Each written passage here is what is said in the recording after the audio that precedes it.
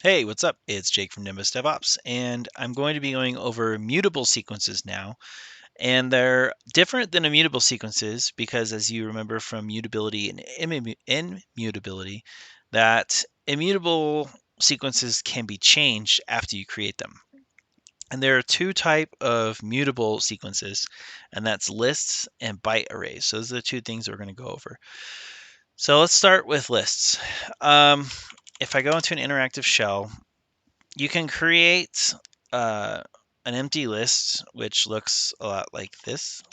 Um, and as I explained in the end of my last video, have the straight brackets, right? I can also just say list like this, and that creates the same thing. But this is empty, right? And there are many circumstances where creating an empty list is the first thing you do before you try to do whatever it is you're doing. Um, but we won't get into that now. So let's say I want to make a list with 1, 2, 3.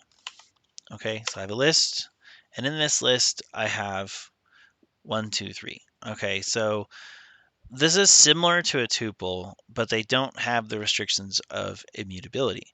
So the most commonly used thing for a list is storing something called collections of homogeneous objects. There's nothing preventing you from storing heterogeneous collections as well, but you can create lists in many different ways. So this is one way to do it, right? Another way to do it would be to create something like x plus 5 um, for x in another list, a list inside of a list, 2, 3, 4. And so what this would do was create a list, and you're going to have two brackets here, that says x plus 5 for every x inside this list 2, 3, 4. And what that means is every time it iterates through a list, meaning it reads the list from beginning to end, it's going to consider each of those objects x. So x is 2, 2 plus 5 is 7. 7 is now the first object in this big list, right? It's using this little list to make this bigger list. And then it iterates into the second object and says x equals 3. 3 plus 5 is 8. 8 is now the second object in this list. And then it iterates into the object 4. X equals 4. 4 plus 5 is 9. And you end up with 7, 8, 9. Like that. So you can even do like list inside of a list where you use the first list as a target to iterate through and have this second list. So they're like encapsulated inside of one inside the other to create a second list like that. And this might be useful because somebody gives you a list and wants you to do something with it. And so you can take that list and create your own list very easily by doing something like this. You can make a list from a tuple. So I could have two parentheses here, like a tuple, and say, let's do odd numbers. 1, 3, 5, 7, 9, like this. And if I make a tuple inside of a tuple, I get this, right? But if I did the same thing and I said I want you to make a list out of it, look at the brackets. It makes brackets instead of parentheses. So again, the list like this, just doing that with a tuple, you can convert a tuple into a list, and that takes a mutable object or sequence and turns it into, or an immutable, sequence and turns it into a mutable sequence where you can actually edit these things. And the object ID of this list does not change, but the values inside of it do. So you can even make a list like from a string.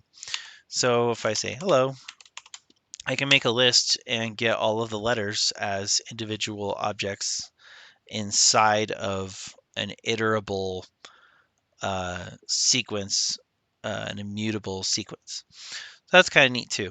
So there's different ways you can create a list. We're going to take a good look at a line.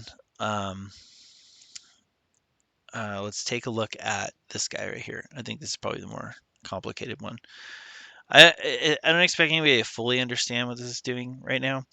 Especially if you've never used Python before. But what this is called right here this is called list comprehension. Okay, it's a very powerful feature, and we're going to use list comprehension a lot in Python. And you do get questions in interviews if you're trying to get a developer job about some of the functionality of Python in order to test whether or not you understand the language and its features um, well. And one of the questions people ask a lot is about list comprehension. Um, I'll get into more detail in the 5th module that I'm going to do on comprehension and generators. But for now, I just want you to know, like, that's a thing that I can do. That's kind of cool. So creating lists is great, but the real fun begins when you get to use them. So let's look at what kind of stuff you can do. So let's make a list, and this list, we'll just call this A, and we'll just say this list has 1, 2, 1, 3 inside of it. Okay. Now let's say I want to add something to this list because it is mutable, right? Well, I can use something called append. So in this namespace, I can say a.append, okay?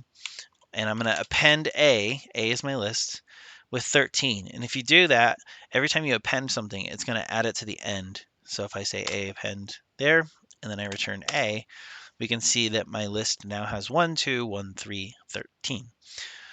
And this is useful when you're adding things, when you're taking input from a website and you're adding it to things, or if you're taking part of code and you're adding it or whatever, trying to solve a problem.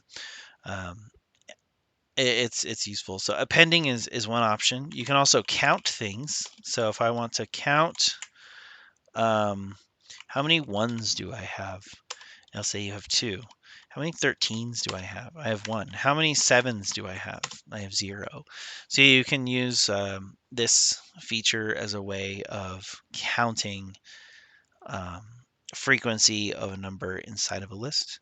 You can also extend the list by another list or sequence. So I could say, hey, a dot extend, and this gets a little bit more dicey, where inside parentheses I have parentheses, I have brackets that say by 5 and 7, like this. And what do you think that'll do? Well, it'll extend it out or append 2 values, and you can do this with 2 values, which is kind of nice. And what this technically is you are extending your list or you're extending your sequence by another sequence. Okay, so if you have 2 big lists, you can basically put both lists together. If you have a uh, if like I have kids, so if one of my kids had a Christmas wish list, and then another one of my kids had a Christmas wish list, I could take um, um, CHR1 would be my first Christmas wish list and say this child wants a present A, B, C, right? Oops, I didn't name B. They want present A, B, and C. Oops, like that. And then I could say that the Christmas list 2 that I got from my other child wants D, E, and F, like that. And what I could do is I could say, hey, take Christmas list 1, right? And I want you to extend that list using Christmas list 2. And then if I printed out Christmas list 1, I would now have both together, and that would give me one shopping list to go to the store with. So kind of a silly example, but it does show you that you can extend a mutable sequence with another mutable sequence. Lists and lists together, duct taping them together. You can also index things, right? So I could say, let's go back to my A list, 1, 2, 1, 3, 13, 5, 7. So here's my list, right?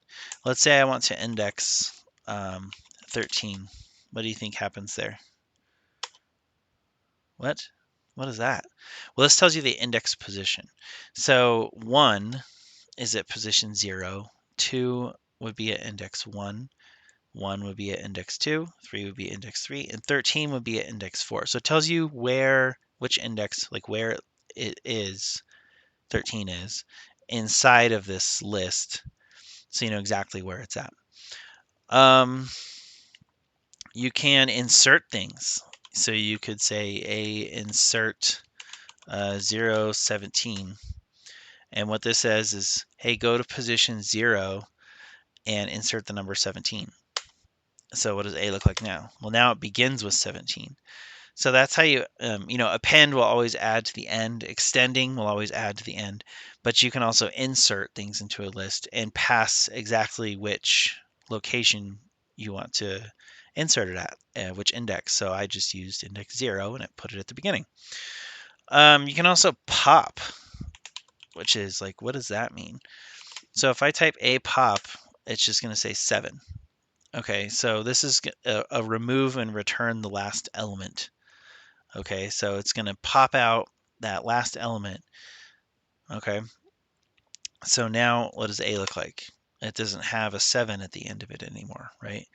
But I can also pop specific numbers. So I could say A pop 3. Hey, just remove 3, which is kind of like how you would remove like a user from a database or whatever. But we're doing it in code with a list, so it's a little bit different. But and now if we look at A, we can say A pop 3. Well, what was it? 3. 0, 1, 2, 3, right? So this is position 3. Was this 1? This 1 is now gone. It's not popping the number 3. It's popping index 3. So that's important to know. We're talking about indexes here. You can also remove specific numbers. So if I say a remove, like you were trying to remove 3, let's remove 17. If I a dot remove 17 and we print a, like a, look at that, 17 is now gone. You can do reverse order of elements. So if I said a dot reverse and then did a, now it goes in the reverse order, 5, 13, 3, 2, 1. We can sort the list. So if we want to take this list and, like, let's say I reverse it again, and it goes back to 1, 2, 3, 13, 5, but we want it to be in order, so it should be 1, 2, 3, 5, 13. You can just use sort. So a.sort, and then a now goes in sequential order, in ascending order. And if I did this and then did a reverse, for example, then I would have everything in descending order. I can reverse it again and put it back in ascending order. You can clear. You could be like a clear and just remove everything. And now I have an empty list. I could say a equals the list of letters from hello, right?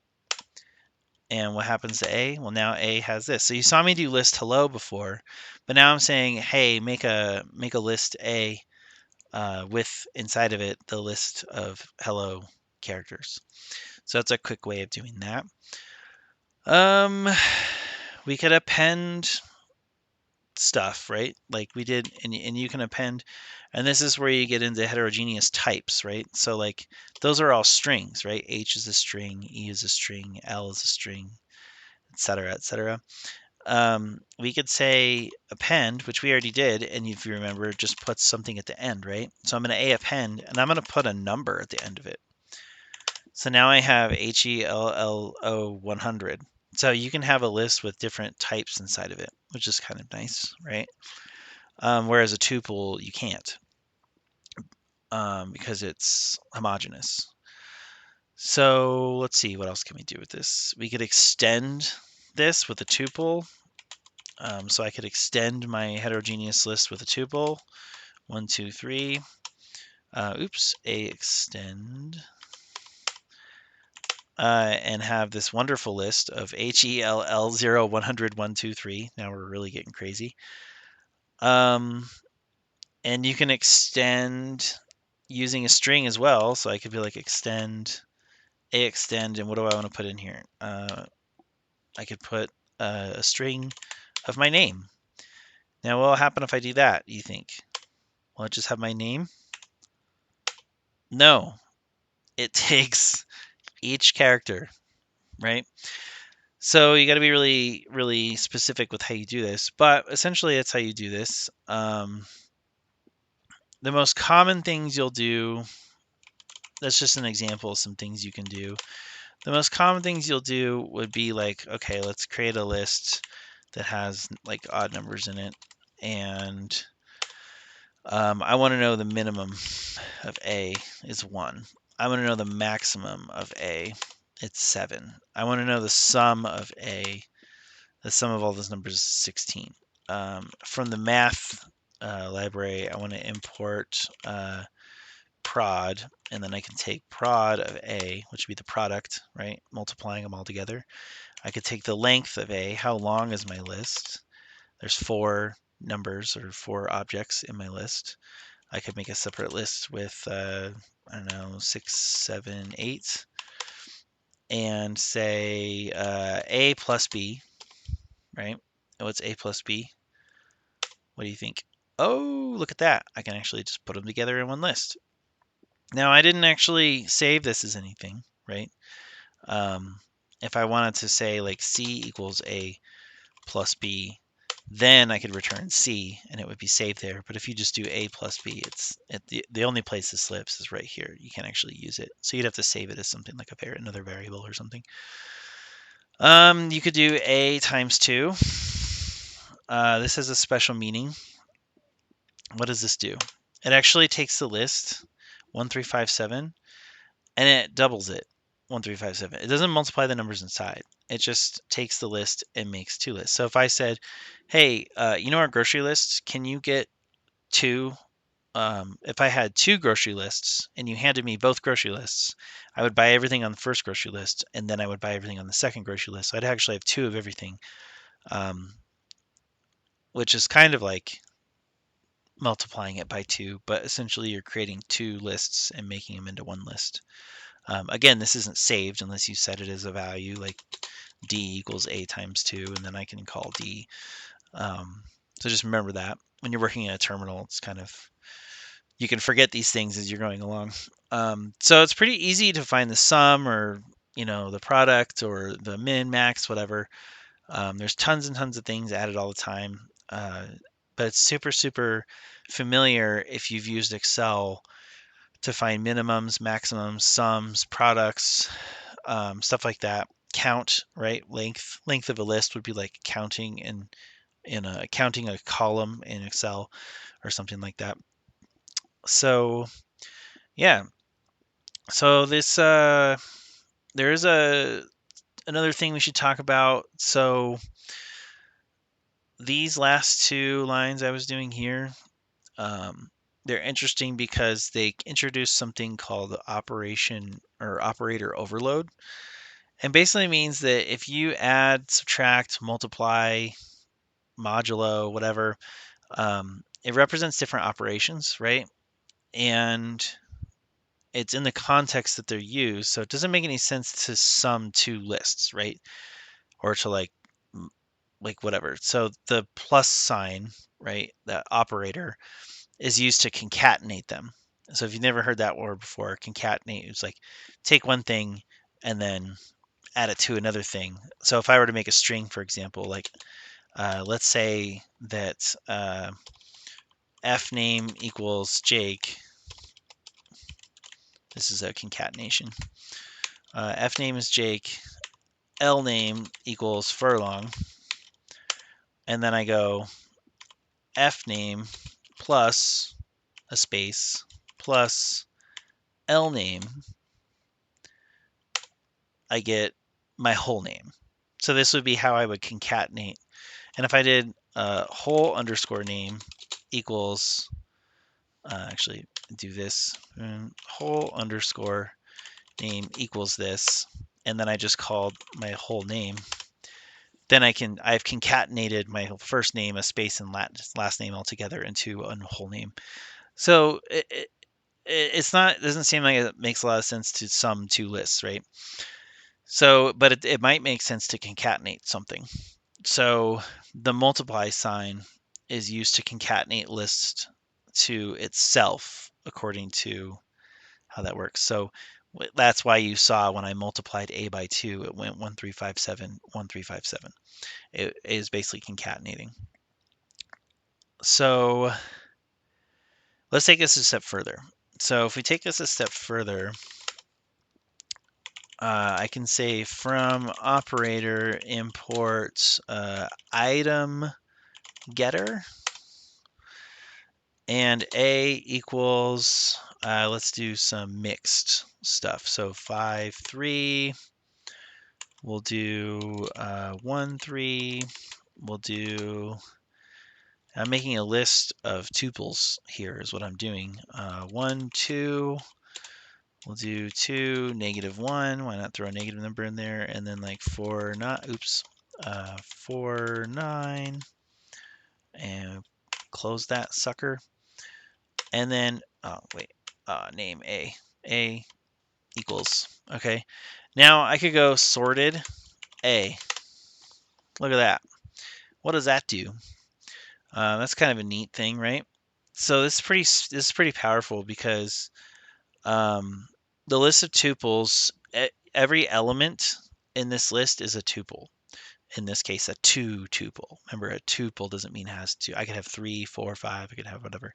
So each element in this list, all right. So each object is called an element in this list is a tuple. All right. When you sort it, you get a version of this list. In this case, sorting on a tuple sorts them on the first item of the tuple. So you see, it starts with 1, 1, 2, 4, 5, like that. And you can sort these like that. You could also do a sorted A, and then I'm going to use the key equals item getter, which is the thing I imported, 0. What do you think that does? You see any difference? It looks like there's some difference here, but it really just switched these two things. Right? What does that do? What does that do? Well, you can control which elements it sorts, right? And which when it runs against. So if you run this sorted function to work with the first element with the key item getter 0, the result is different because the sorting is done only on the first element of each tuple, which is at position 0. So if you want to replicate the behavior of the sorted A, you would have to call item getter 0, 1, which tells Python to sort the first, sort first on the elements of position 0 within the tuple, and then sort them on position 1, and you can compare. So let's try that. So if I do sorted A key equals item getter 1, then what happens? Interesting. 1, 2, 3, 3, 9. So now this is index 0, right? This is index 1. So sorted A just sorts them. We see 1, 1, 2, 4, 5, right? Sorted A with item getter 0, 1, 1, 2, 4, 5. It does the same thing, but you'll notice that these were switched, right? But it's still technically correct. And if we sort here again at item getter 1, that's sorting at a different index. Then you're sorting at -1, 2, 3, 3, 9, and so that makes sense. So the item getter just tells you which index to sort these tuples by, which is pretty interesting that you can sort a list by element index of a tuple is kind of the long way of saying that. So for completeness, I guess there's an example of sorting all these elements. I don't know how much of this you'll use, but it is kind of cool to know that you can do all these things. You can sort them in reverse order. There's like all kinds of stuff you can do. The Python is super good at sorting things. It's very good with sorting objects, and it's super powerful. So yeah, you can play around with that and see what happens. Try to take something you do in your regular job and try to convert it into some kind of Python, a list of Python commands, and then maybe write all those commands into a file You know, like I have my first command, and then I have my like command 2, and you just have this like little sequence. And that what that essentially is it's a script. It's a Python script, and that's how you get started with scripting. So I think it's important to learn all these things instead of just typing hello world, um, to go, how can I take what I do right now in my current job and convert that into what I understand in Python to represent these numbers, these objects, these lists, these whatever, so that I can kind of do the same thing. And then once you figure out how to do the same thing, then you can start going, okay, I'm going to do that thing. And after that thing's done, I'm going to do this thing. And eventually you can figure out how to do your whole list of things that you do at work. And you turn it into a script, and then you put it in your Windows Task Manager to run at 8 a.m. And then by the time you get to work at 9 or 8:30 or whenever you get into work, everything's already done. And so that's kind of the idea behind all of this. So I'm not taking this as an approach to learn how to do Python like I know how to do scripts. And it's like I want you to know how to do that. But what I really want you to do is I want you to automate your own job. I want you to automate yourself out of your job and into a new one. That's it. You can want to be a developer, you can want to do whatever. And I totally applaud you if you want to do that. I think it's amazing. But you can be an accountant and just have scripts. You can be an administrative assistant and just have scripts. You could do scripts for literally any job. But any job where you're working at a computer. And especially if you use Excel a lot, you basically can just get rid of all of your Excel tasks with one Python file if you really wanted to. So the last part, I told you that there's two different mutable sequences, and one of them was lists, and the other one is byte arrays. Byte arrays is very short, so we'll just kind of go over it really quick. So basically, they represent the mutable version of byte objects. That's really it. They expose like the regular version, the rather regular stuff we just did with the mutable sequence of a list. But it does it with byte types. So the items in a byte arrays are integers in the range of 0 to 256. Um, that's really it. So I'll show you a quick example, and then we'll move on. So let's say I do a byte array, and it's just empty. It creates an empty byte array, just like you create a list. It creates an empty list. The difference is here, if I did byte array 10, whoa, what is that? So the average person might never use this. The obscure person might. But what is this? So this is a zero filled instance with a given length. So this is just a byte array that has 10 elements that are all 0, and this is how that's represented as bytes. If I did a byte array with a range of 5, then it would have a value 1, 0, 1, 2, 3, 4, obviously because it's 0 indexed. I would have 5 values, and it does give them a range. So I have a range of numbers 0 through 4 being 5 long, right? Because that's the length. But it's in bytes. It's not in integers like you would see in a list, or strings that you would see in a list or in a tuple. So you can let's do like a name equals byte array, and then we'll do B for byte, right? And then let's just do um, Lena, right? Oops, I made a mistake here. I need a B here. Okay. So what just happened? What just happened? Well, if I go name dot replace, I'm going to replace something. The byte L, right? The capital L. I want to replace that with a byte of a lowercase l, for example. Then it would be replaced there like that. I can do the name dot ends with the byte of NA. Oops, NA. I type a period there. Y'all, I need to buy a typing application. Yes, it does end in NA. It's true. Is it upper? Aim dot upper. Yeah, so now it's all uppercase, which is super, super handy, right? You might do a count, name dot count. How many L's are in Lena, right? So I want you to do B, capital L, like that. There's only one. So there's a few ways you can create objects like that. They're kind of useful when you're receiving data through a socket. If you have no idea what that means, you'll probably never use it, but maybe you will. Um, but they eliminate the need for you to concatenate data while pointing, so you can prove uh, this to be pretty handy because it doesn't require as much data manipulation in a network.